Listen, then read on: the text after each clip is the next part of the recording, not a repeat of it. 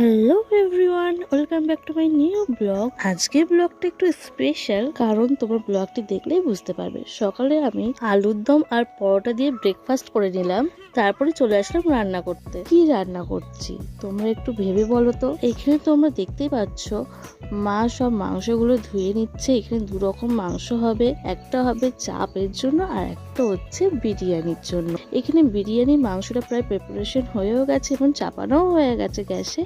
আর এখানে আমি চাপের জন্য মাংসটা ম্যারিনেট করে নিচ্ছি। তারপর চাপ যেভাবে রেডি করে আমি ঠিক সেই প্রসেসেই করছি। প্রথমে চিকেনটি ফ্রাই করে নিলাম। এদিকে দেখতে পাচ্ছ আমাদের বিরিয়ানির জন্য ভাতও রেডি হয়ে গেছে, আর মা এখানে আলু দিয়ে মাংস দিয়ে বিরিয়ানির দমে বসানোর জন্য রেডি করে নিচ্ছে। আমার মতো কার কার এমন বিরিয়ানির সাথে চিকেন চাপ খেতে খুব খুব পছন্দ করো, অবশ্যই কিন্তু কমেন্ট করে জানাবে।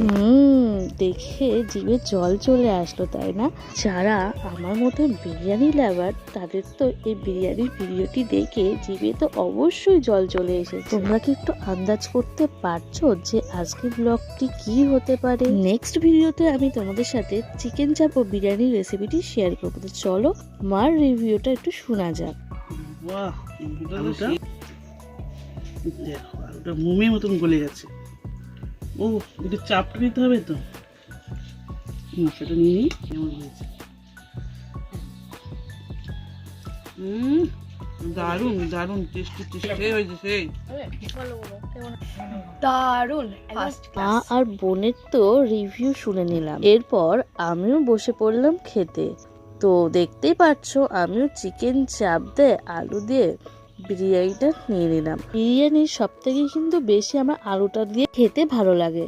বিরিয়ানিটা খেতে সত্যি অপূর্ব হয়েছিল। তারপরে সন্ধ্যেবেলা আমরা সবাই মিলে একটু আইসক্রিম খেয়ে নিলাম। তারপরে চলে আসলাম ভিডিওর মেন পার্টে। আজকে ছিল মা বাবার 22তম অ্যানিভার্সারি। দেখতে দেখতে 22টা বছর কেটে গেল। মা বাবাকে পুরোটাই সারপ্রাইজ দিয়েছিল। Happy anniversary.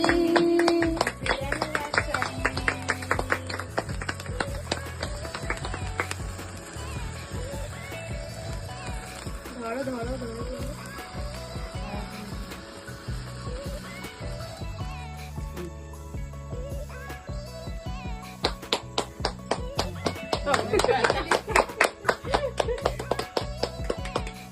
তারপর আমি রাতে খাওয়ার জন্য চিকেন চাপটা গরম করে নিলাম।